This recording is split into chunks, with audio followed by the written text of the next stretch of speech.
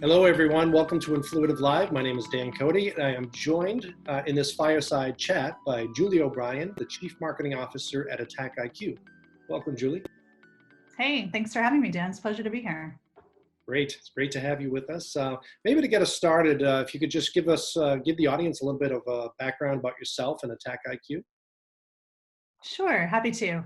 So I've been a marketing leader for many, many years. Probably don't want to actually divulge how many. I've been at AttackIQ for just a little over 3 months. Prior to AttackIQ, before joining as their Chief Marketing Officer, I was at Nutanix for 5 years. And that's actually how I came across the Influitive platform. We piloted a whole bunch of different technologies at Nutanix, and this was one that we thought would do a great job at engaging our customers and our channel partners. And so shortly after joining AttackIQ, as I mentioned, I've only been here for just a little over 3 months. I thought this would be a great opportunity for us to bring in a similar platform to engage our community. So, Julie, you want to tell us a little bit more about AttackIQ? Yeah, absolutely, Dan. Thanks for asking. So I had never been in the cybersecurity industry before, but I think, for me, and probably for many other people right now, things just feel very unsettled.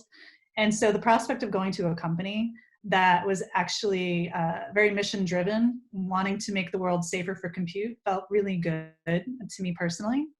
But what's been really exciting is to see how this company is not just another tool in the tech stack, but really allowing our customers to figure out of all the investments that they've made, and many of them have somewhere between 40 and 75 different control investments that they've made in their security stack, but they have no idea if they're working.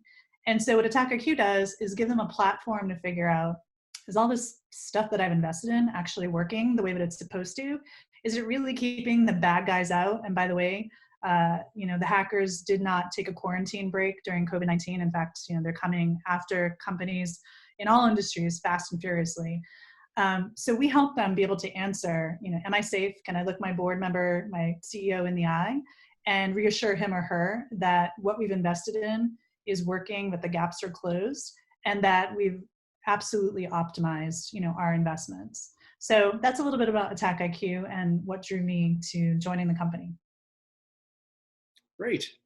So, Julie, why are you an advocate of customer marketing and advocacy in general? Yeah, so first of all, as a marketer, I think it's just your lifeline to stay connected to customers. If you don't know what they think about your brand, if they don't know how they stack you up against your competition, then you're already falling behind. So customer advocacy, staying close to the customer, is absolutely critical to you as a marketer. Okay, sounds good to me. So a lot of the audience members are in the trenches. They're managing programs, they're developing advocacy programs. Maybe you could give them a glimpse into the executive room and what's on the minds of CEOs when you talk about customers or customer advocacy. What's their knowledge of this area and the things that you're doing?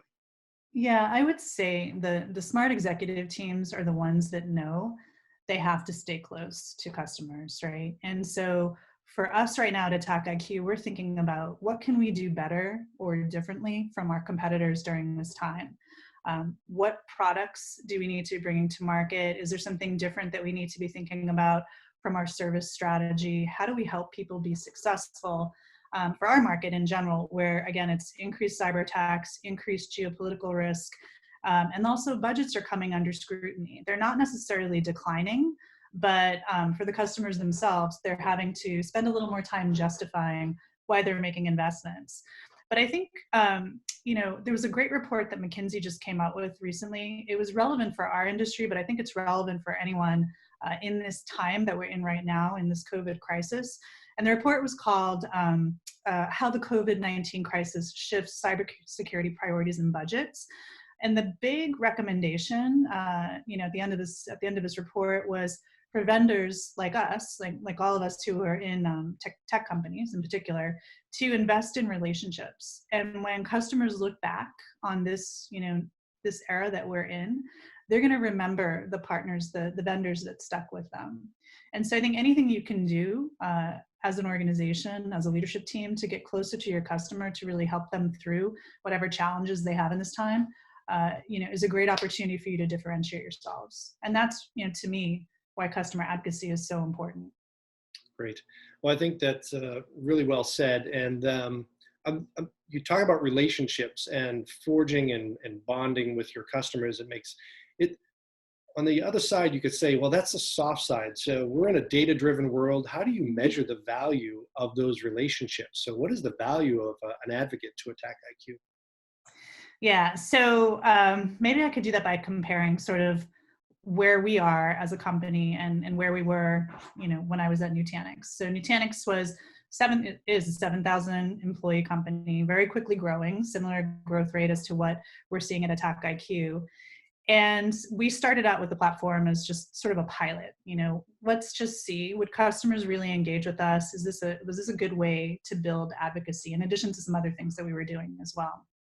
And we rolled out first to the customer community, and then followed with our channel community. We branded our community X Tribe. It was the name that we used for both the channel and the customer side. And again, it started as a pilot, so I would say there wasn't necessarily a lot of like super hard metrics initially. It was more kind of around growth, but we were really surprised by the rapid growth that we did see on the customer side. So we expected approximately 500 advocates to join in the first year, and we had well over 760 advocates join us. Currently, the team at Nutanix has 5,000 customers in the hub, which is phenomenal growth when you think about this was probably rolled out maybe 4-ish years ago, if even at Nutanix. But some of the really interesting engagement metrics that started to follow from there were the number of online reviews that we were having in hubs like G2 Crowd, which I know many marketers use, Trust Radius, and one of the really important ones that we're just getting started with right now at AttackIQ is Gartner Peer Insights, right? And so being able to actually engage your customers to advocate for you, Gartner Peer Insights is someplace where almost every enterprise goes when they're evaluating a technology, right? They want to hear what their peers are saying. And so being able to engage your customers to do those reviews that in turn help further in the sales cycle become really important. So there's a lot of interesting metrics that you can have that are like very specific to your organization, but you can actually show that you are helping to drive the business. And on the channel side, and I was just taking a few notes because obviously this is my prior team that was managing this, total rock stars, by the way. On the channel side, they expected approximately 750 advocates in the first year, and they had over 1,200 in the first 6 weeks. So it was phenomenal engagement. 2.5 years later, actually, so that tells you when they first rolled it out.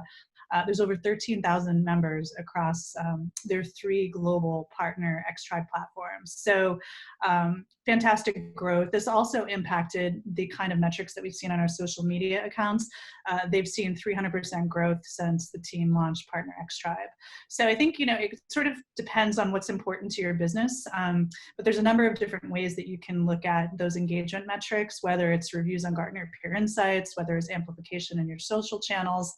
And so why I was so excited when you hear, this kind of response that we had prior to just dipping a toe in the water, not really sure what to expect. It's exactly what I'm hoping for at AttackIQ. Not only in our channel community and our customer community, but I mentioned Academy in the beginning because the Academy program for us, these are students that many of them are not current customers of AttackIQ, but they are prospective customers in the future. And so by being able to create a community around them, allow them to create their own peer networks while getting access to great educational content and certification, and doing that in a really fun and engaging way, we think it will pay dividends for us. So outstanding. So your hub at AttackIQ will be a open public hub, or is it going to be? No, it won't be. We will be targeting invitation only 3 very specific communities. So Academy, which is our student population. Many of these are security practitioners and security leaders in, as I mentioned, organizations that are currently not doing business with AttackIQ. But we are giving back to the community with free education, curriculum, and certification in critical cybersecurity concepts.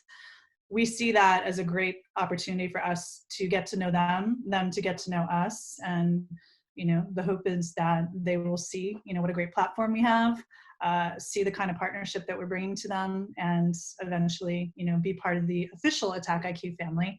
So it's the Academy students, the channel partners, and customers, which will all be invitation only. Excellent. So I don't know a lot about cybersecurity. So the first thing, though, that I think of is they like to keep things close to the vest. They don't want to tell you what's in their stack. They don't want to tell you any of their secrets because they don't want to get attacked or exposed. Right. So how is that a community that you can actually warm up to and get on board and have people open up to you? Well, stay tuned. We're just launching, but I'm still confident we'll be successful. So, what's interesting is, across IT technology buyers and decision makers, I think there are some similar characteristics. People are competitive. So they have a competitive streak. And one of the fun things about the Influitive platform, and by the way, we're branding ours the AttackIQ Informed Defenders community. So, Excellent. they're defenders that are helping keep the bad guys out and saving us all from hackers and ransomware and all that good stuff. But basically, they'll be able to come in, they'll be able to build their peer networks because they do have that competitive spirit. I think seeing where they stand on the leadership board and how they're faring vis-a-vis their peers is going to be really exciting and interesting. A lot of them, just like other buyers in IT, they enjoy the gamification, right? One of our one of our recent marketing initiatives that we had that was very successful for us in these times of virtual events was poker tournaments, right? So they like games. In many cases, since they're dealing with risk, they like to gamble in a safe way, of course. And I think this whole just sort of gamification piece and adding some fun will be really interesting and will work for them. So even though they may not be sharing all of their secrets with all of their peers inside of the platform, I do think they'll enjoy building their network. I think they'll enjoy sharing feedback, as part of the challenges around the product. What features would you like to see? What functionality would you like to see? Giving us feedback on how we can help them do their jobs. That will all be goodness. All good stuff. Thank you. And thank you for sharing, bringing Influitive into AttackIQ. And I think we're in the same kind of space where in the cybersecurity, there's so many security products and solutions out there that the stack is just a never-ending list of what you could make investments in. Similarly, we, Influitive, are part of the marketing tech stack. So I'd just love to get your perspective of, as a CMO, when you look at all of your go-to-market plans and you think about the technology that you want to make investments in, how do you weigh one technology over the other and ultimately make a decision around an advocacy program? Yeah, I think just like our customers do, a lot of it's word of mouth, a lot of it's direct interaction and engagement that you've had with certain technologies, and you just know that not only do they work really well. So, and checking back in, right? So one of the things that I did also was check back in with the team. Like, how are they feeling about the platform? This is something we're thinking about rolling out. So I think a lot of it is word of mouth, peer reviews, and then just not the technology itself, but also the service and support that you get around it, right? That's where, you could probably choose, a number of different vendors, but you want to make sure that you've got someone who's got a vested interest and a proven track record in making sure that you're successful. And, one of the things I've been very impressed with as a second-time customer, albeit a much smaller one than when I first started using Influitive, is how great the service has been. The team is just so vested in making sure that we had a great onboarding experience, that we had a great experience getting to launch, and we had a very aggressive launch timeframe. But I really felt like it didn't matter that I was coming in as a small company. I was getting the same kind of quality service that I would have expected to get, at the size we were with Nutanix. So you may have just answered the question I was going to ask next, and that is, at Nutanix, it sounds like you had the luxury of a much larger team, a much bigger budget compared to AttackIQ as a smaller company. Mhm. What's the difference between running an advocacy program in a small company versus a bigger company? Yeah, it's been interesting because um, when we rolled this out at Nutanix 2.5 years ago, I think we still felt that we were very stretched from a resource perspective. Like there was no dedicated one person for X Tribe for customers or X Tribe for partners. Like the person who was managing each of those communities, and by the way, they were two different people because one's on the channel marketing side and one is on the customer marketing side, but that wasn't their only job, right? They were juggling, building X Tribe, building the community, in addition to doing many other things that needed to get done in those two respective functions. So that gave me a little more peace of mind coming in with even fewer resources who are doing many things that we could actually make this happen. And because Influitive offers challenges like right out of the box, and just, I have to say, as a marketer, just some really fun, creative options for challenges as well, so that you can kind of take things and go very quickly without having to have a dedicated body who is only doing this one thing. When, like any startup, and honestly, like any fast growing business, you've got to have people that are wearing multiple hats. So I haven't found, even from like a budget perspective or a resourcing perspective, that it's been a burden. Now, I will say, with success and growth, that will change. And it did change for Nutanix, where we needed to have a bit more dedicated resourcing. And, you just need to be prepared for the success and the growth that can come. Wow. So. Well, you've hired at least 2 program managers, and so you have a good sense of what are the skills needed for a program manager to thrive Yeah. in a advocacy program. What might some of those be? Some of those. Well, what's interesting. Neither of those two people at Nutanix, who are total rock stars and super smart, and they would have figured it out anyway, and they did, were community managers. And the woman who is also just very much like them, super smart, very talented marketer, who's picked up the community, has never built a community before at all. So I would say, as long as you have someone in your team who is inquisitive and creative and smart, they will figure it out. And since, the onboarding team at Influitive is just, like I said, so great, they're with you every step of the way. I just feel like you've got what you need to be successful. And it's really just a matter of getting comfortable, getting in there, trying a few challenges yourself before you launch, and then working closely with the Influitive, customer success team to make sure that you're rocking and rolling. But we have not had dedicated community people. I have not had dedicated community people in either example. And I think if you've got someone with good hustle and great, marketing chops, they will figure it out. Sounds like really good ingredients to help scale, and you've absolutely scaled Nutanix, and I fully expect you're going to scale at AttackIQ, but are there any learnings that you could share around what will allow you to scale a program like this? Let's see. Learnings that I would say. I think continuing to have a good roadmap of your challenges, right? Because this is a thriving community. And so it's important to make sure that for those people who are coming back, you're giving them things to do. I also think that if you are very successful and you grow quickly, you need to keep an eye on what you're weighting the challenges, right? Because at the end of the day, you are funding this as a community. There are rewards at the end. And so I think staying close with, either your peers who have rolled out communities in the past like this, or, and or your Influitive team, just to make sure that you can keep up with that growth, that you can fund that growth appropriately, more from a reward perspective, is important.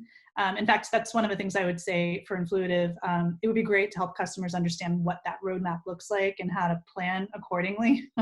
So if you do see exponential growth out of the gate, like, you are prepared for that, right? But those are some of the things that I would think about, like keep the challenges going, have them be a mix of both fun as well as, more business oriented. and keep an eye on your growth so that you know what next year might look like or the year after, and just be prepared for that in your resourcing and your potentially your hiring plan. So thank you for that. I'm curious, when you said the rewards, like everyone has all different types of rewards, catalogs, and I don't know if you want to share, like with your security audience, are they interested in swag? Are they interested in the opportunity to sit down with you or the CEO or the product team? Those are perks that pale in comparison to other things. I don't know. You tell me, what are some of the things that might be into your rewards catalog? Yeah, so we're early days, as I mentioned, right? We actually just yesterday did our soft launch out to a subset of each of these 3 communities. And so we're going to take those learnings, and we're planning to do our big launch the week after next. So we're building out our challenges, and we're leveraging a lot of insights from the prior X-Tribe implementation. Thanks very much to my former colleagues there for sharing those those insights. But we will be starting to look at, does it make sense to do like a virtual roundtable or fireside chat for some of our customers with our CEO, Brett Galloway, or our head of customer success, who's a former CISO from Bridgewater. So I think those will be interesting to add to the mix. Out of the gate, though, we're starting with what's simple because we are a resource-constrained team. So we are looking at e-gift cards, and also I love the fact that there's donation to charity built in, nonprofit organizations as well. I think that's hugely important right now for people in this time of crisis that we're in. To be able to give back and feel good about it is awesome. So I would say, continue to build out the nonprofit organizations that you're supporting in the platform, especially as it relates to COVID-19. You will find that people will often choose that as their option instead of taking their own e-gift card for themselves. We've said a lot of good things about Influitive, so I want to ask you this. If there was one thing you could change about Influitive, what would it be? Well, I think it comes back to what I mentioned before around with success and growth comes resourcing hurdles. And so if there was a way to help more from like the customer success side, figure out here's what your roadmap could look like, or here's how we think your roadmap is trending based on other customers that we've seen similar size or similar growth, so that you can be thinking about what that resource roadmap looks further out. I think that would be awesome. It's my one request. We will definitely that and more nonprofit organizations as part of the ultimate reward. Excellent stuff. So there's a lot of members in the audience that actually don't have an advocacy program, whether it's Influitive or any other solution out there. What would you tell their CMOs about whether or not to and why should they invest in an advocacy program? Yeah, I think it goes back to what I mentioned in the beginning. Your customers are your lifeline of listening and hearing about what is working well, what's not, what they think about your brand, how you're stacking up with competitors. It's probably the smartest way for you to engage your community, get them involved in your brand, and get actionable feedback along the way. Sounds good. And for those CEOs that may not see the strategic value in this, what would you say to them? Oh, so I would say something similar. I mean, this is such a no-brainer way to engage your community, whether that community is your channel partners, your customers, or in our case, it's those 2 communities plus our academy students, and to do so in a way that actually allows you to measure your success, right? So you've got the best of both worlds inside the platform. You've got the creative challenges, but you also have the data to show where you're having an impact, and to use that data against your goals as a marketing organization, or just even against the CEO. Like, that investment will pay dividends around brand amplification and moving your customers, moving your prospects through the sales cycle.